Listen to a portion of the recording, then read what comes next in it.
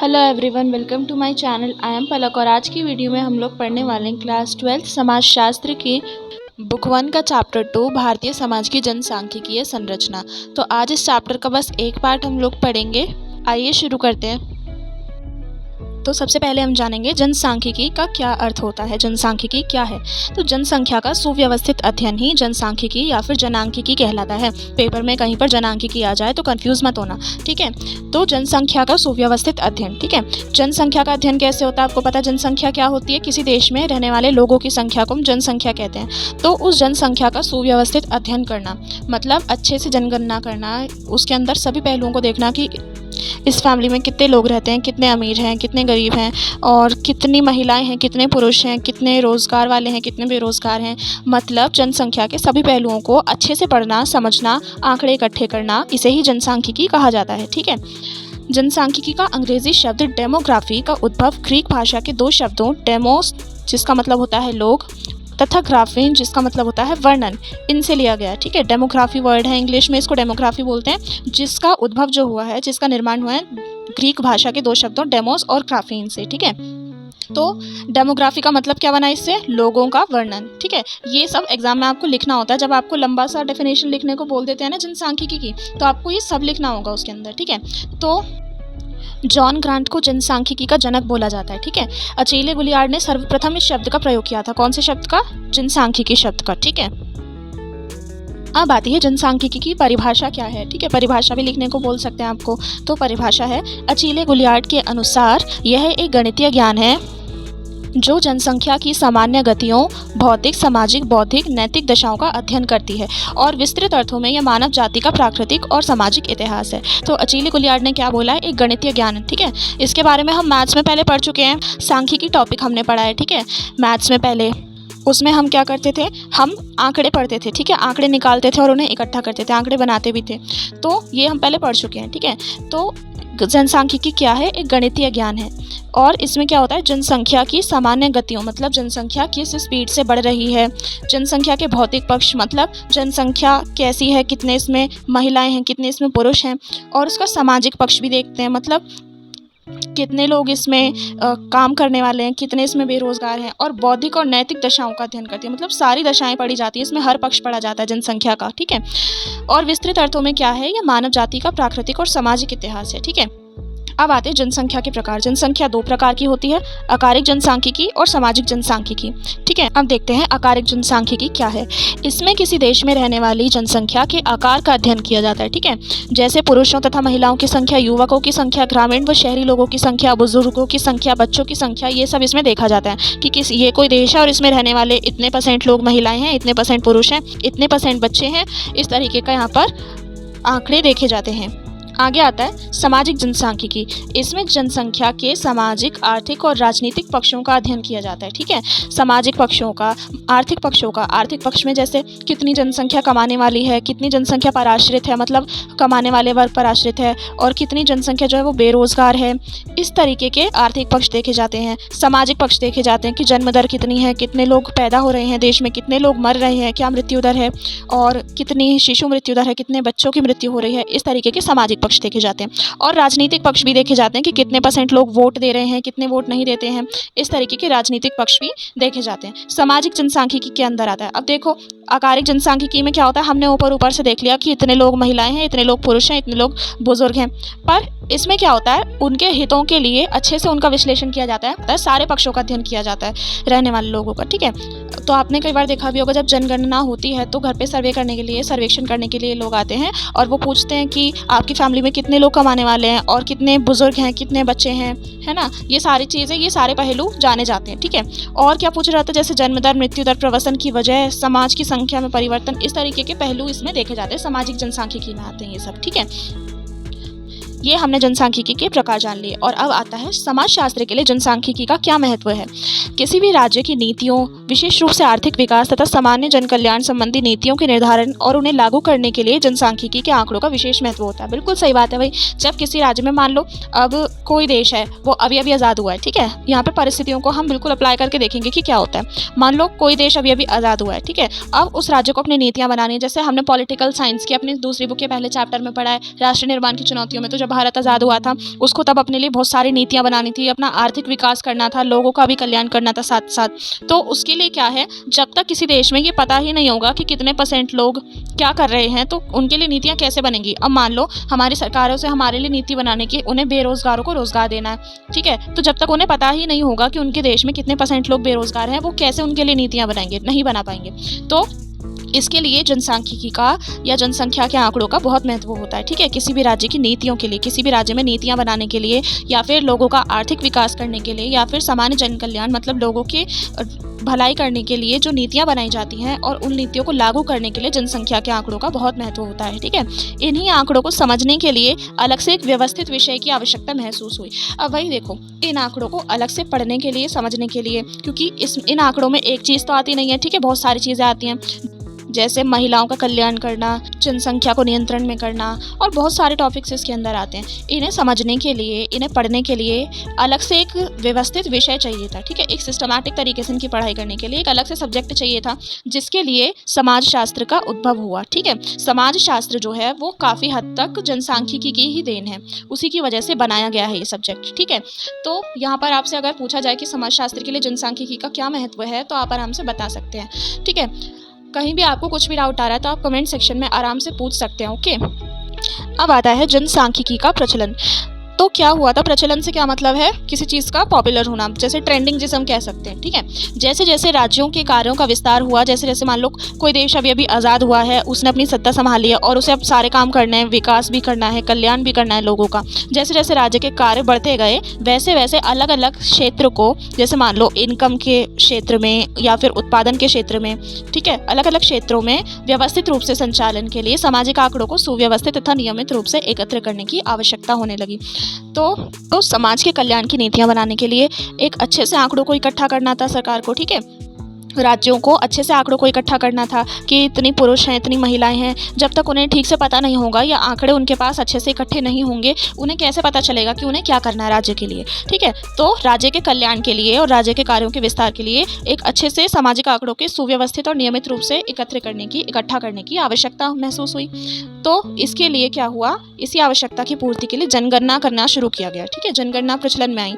फिर सबसे पहले सन 1790 में सबसे पहले अमेरिका में जनगणना को किया गया, ठीक है। वहाँ के लोगों को काउंट किया गया कि इस देश में कितने लोग रहते हैं। उसके बाद 19वीं शताब्दी के प्रथम चरण में यूरोप में भी जनगणना का प्रचलन हुआ, वहाँ पे भी ट्रेंडिंग हो गई, यूरोप के सारे देशों में जनगणना होने लगी, ठीक है। फिर भारत में ब्रिटिश सरकार ने सबसे पहले सन 1867 से 72 के बीच व्यवस्थित जनगणना की प्रक्रिया को अपनाया, ठीक तरीके से आंकड़े इकट्ठा करना शुरू किया, ठीक है। और 1881 से नियमित रूप से हर 10 वर्ष में जनगणना होने लगी हमारे देश में, ठीक है। तो अगर ये क्वेश्चन आ जाता है कि हमारे देश में नियमित रूप से जनगणना जो हुई थी वो कब से शुरू हुई थी, तो आप इसका आंसर दे सकते हो कि 1881 से शुरू हुई थी और हर 10 वर्ष में जनगणना होती है, ठीक है। आगे बढ़ते हैं। तो जनगणना से रिलेटेड कुछ ऐसे वर्ड्स हैं जो बार बार इस चैप्टर में आ रहे हैं, जिन्हें समझना आपके लिए बहुत ज़्यादा ज़रूरी है। सबसे पहले आता है प्रजनन दर। तो संतान उत्पन्न कर सकने वाली प्रति 1000 स्त्रियों के पीछे जीवित जन्मे बच्चों की संख्या को प्रजनन दर कहते हैं, ठीक है। मान लो आपने रेशियो देखा होगा किस तरीके से अनुपात यहाँ पर लिखा जाता है, ठीक है। तो 1000 स्त्रियाँ हैं और उनके पीछे जीवित जन्मे बच्चों, जैसे मान लो 1000 स्त्रियाँ हैं तो उनके पास 900 जीवित बच्चे हैं, ठीक है। तो इस तरीके से उस अनुपात को लिखा जाता है। यहाँ पे राइटिंग काफ़ी ख़राब आ रही है, एक्चुअली मेरा पेन नहीं मिल रहा है इस वजह से, ठीक है। तो कोई दिक्कत नहीं है, अभी आप ऐसे समझने के लिए देख लो किस तरीके से रेशियो लिखे जाते हैं। मान लो 1000 जीवित स्त्रियाँ हैं, ठीक है, और उनके पीछे जीवित जन्मे बच्चों, मतलब इतने बच्चे ठीक ठाक जन्मे हैं, ठीक है।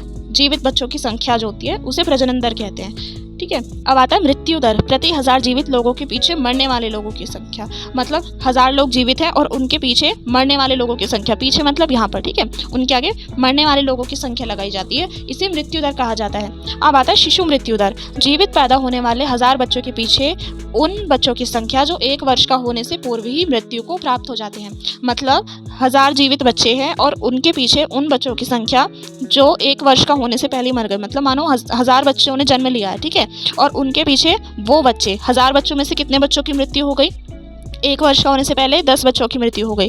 तो ये हमारा अनुपात बनेगा, ठीक है। अब आता है मातृ मृत्यु दर क्या है। 1 लाख जीवित जन्मे बच्चों के पीछे मरने वाली माताओं की संख्या।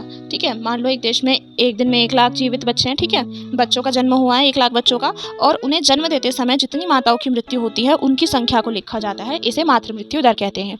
ठीक है, ये कुछ इंपॉर्टेंट वर्ड्स थे जो बार बार चैप्टर में आ रहे हैं और आपको इन्हें पढ़ना ज़रूरी है। ठीक है, आगे बढ़ते हैं। जनसंख्या संबंधित कुछ सिद्धांत और संकल्पनाएं। तो जनसांख्यिकी से रिलेटेड कुछ सिद्धांत दिए गए हैं, 4 सिद्धांत यहाँ पर दिए गए हैं, जिनमें से ये वाला जो सिद्धांत है माल्थस का जनसंख्या वृद्धि सिद्धांत सबसे ज़्यादा इंपॉर्टेंट है। ठीक है, बाकी सिद्धांत भी इंपॉर्टेंट है पर इसके काफ़ी ज़्यादा चांसेस होते हैं पूछे जाने के, और इसमें से काफ़ी क्वेश्चन आ भी जाते हैं एग्जाम में।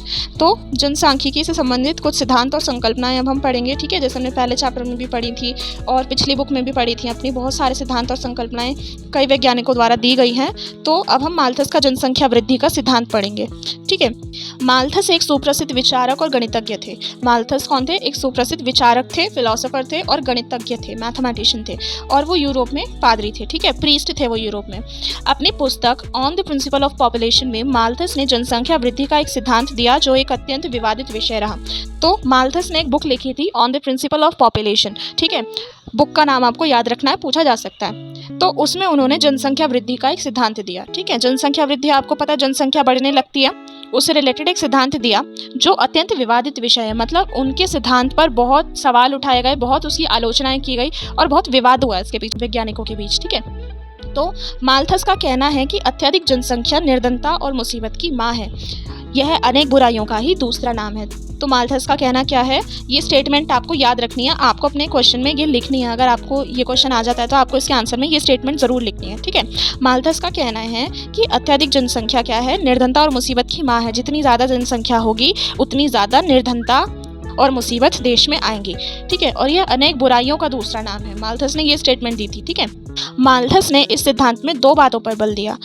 पहली बात, मानव के अस्तित्व के लिए भोजन अनिवार्य है, ये तो है भाई, सही बात है। ठीक है, दूसरी बात, जिस अनुपात में जनसंख्या वृद्धि होती है उस अनुपात में उत्पादन नहीं होता। मतलब जिस तरह से जनसंख्या बढ़ती है उस तरह से खाद्य सामग्री में या संसाधनों का उत्पादन नहीं होता। जनसंख्या में ज्यामितीय अनुपात में वृद्धि होती है। ठीक है, जनसंख्या किस तरीके से बढ़ती है, 2, 4, 8, 16, 32 इस तरीके से बढ़ती है। जबकि खाद्य सामग्री का उत्पादन कैसे होता है, अंकगणितीय गति से होता है, इस तरीके से होता है, 1, 2, 3, 4, 5, 6 इस तरीके से होता है। तो अब हम एक सेकंड इसको नीचे एक्सप्लेन करेंगे। जनसंख्या कुछ इस तरीके से बढ़ती है, 2 लोग हैं, 2 से फिर 4 होते हैं, 4 से फिर 8 होते हैं, है ना, और 8 से फिर और बढ़ते जाते हैं। इस तरीके से जनसंख्या जो है वो बढ़ती जाती है। ठीक है, जनसंख्या काफ़ी जल्दी बढ़ती है, और जो खाद्य सामग्री में उत्पादन होता है वो किस तरीके से होता है, स्लो होता है काफ़ी। तो यही सिद्धांत में बताया गया है। इस कारण क्या होता है, दोनों के बीच असंतुलन होता है। भाई जितनी जनसंख्या बढ़ जाएगी उस हिसाब से खाने का सामान नहीं होगा तो क्या होगा, कष्टदायी और भयंकर परिणाम देखने को मिलेंगे, भुखमरी जैसे परिणाम देखने को मिलेंगे। ठीक है, ये सिद्धांत में बताया गया है। तो इस सब को रोकने के लिए माल्थस ने अपने सिद्धांत में 2 तरीके बताए हैं, 2 अवरोध के तरीके बताए हैं कि किस तरीके से जनसंख्या को कंट्रोल किया जा सकता है। तो इस सिद्धांत में माल्थस ने 2 तरीके बताए हैं कि जिनसे जनसंख्या वृद्धि पर नियंत्रण किया जा सकता है। पहला है प्राकृतिक अवरोध और दूसरा है प्रतिबंधक अवरोध। प्राकृतिक अवरोध क्या है, माल्थस के अनुसार प्रकृति की मेज सीमित अतिथियों के लिए होती है। जो बिना निमंत्रण आता है उसे भूखा मरना पड़ता है। मतलब माल्थस क्या कहना चाहता है कि दुनिया जो है वो सीमित लोगों के लिए होती है। अब उसमें अगर ज़्यादा से ज़्यादा लोग भरे जाएंगे तो क्या होगा, वो भूखे वापस जाएंगे, उन्हें खाने के लिए कुछ नहीं मिलेगा। ठीक है, इस तरीके से यहाँ पर बोला पृथ्वी पर भोजन उपलब्ध है वो सीमित लोगों के लिए, संसाधन उपलब्ध सीमित लोगों के लिए है, और ज़रूरत से ज़्यादा लोग भरे जाएंगे तो क्या होगा, लोगों को भूखा मरना पड़ेगा। यदि मानव स्वयं जनसंख्या पर नियंत्रण नहीं करता तो प्रकृति बाढ़, भूकंप, सूखा जैसी घटनाओं से जनसंख्या वृद्धि रोक देती है। क्या होता है, जब मानव स्वयं ही जनसंख्या वृद्धि पर ध्यान नहीं देता तो क्या होता है, प्रकृति उसे रोक देती है। प्रकृति बाढ़, भूकंप, सूखा जैसी घटनाओं को जन्म देती है जिसकी वजह से जनसंख्या की मृत्यु होती है, बड़े पैमाने पर मृत्यु दर बढ़ जाती है, और मृत्यु दर बढ़ने पर जनसंख्या वृद्धि रुक जाती है। ठीक है, प्राकृतिक अवरोध आपको समझ में आया। अब हम देखेंगे प्रतिबंधक अवरोध।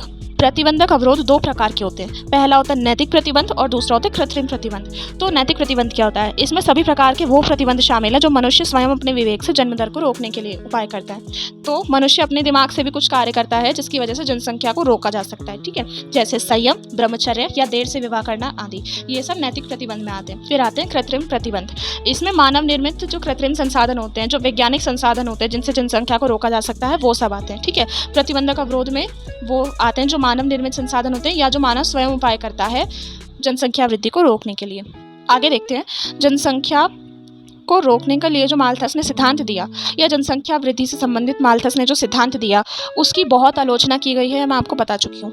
आलोचना क्यों की गई है? तो जो बाकी विद्वान थे उन्होंने ये कहा है कि माल्थस ने ना अपने सिद्धांत में वैज्ञानिक साधनों की उपेक्षा की गई है, मतलब वैज्ञानिक साधनों का मिसयूज बताया है, ठीक है, और जनसंख्या वृद्धि को हमेशा ही हानिकारक बताया है, ठीक है। कई बार ऐसा होता है जनसंख्या वृद्धि हानिकारक नहीं होती, पर इसमें क्या है, हमेशा ही इसको हानिकारक बताया गया है। तो आज की वीडियो में बस इतना ही। जल्दी मिलते हैं इस चैप्टर की नेक्स्ट वीडियो के साथ, पार्ट 2 के साथ, और आगे के सिद्धांत सारे हम उसी में कवर करेंगे। तब तक के लिए आप इस चैप्टर को अच्छे से लर्न करो और अपने फ्रेंड्स के साथ शेयर करो ताकि उनकी पढ़ाई में भी कोई प्रॉब्लम ना आए।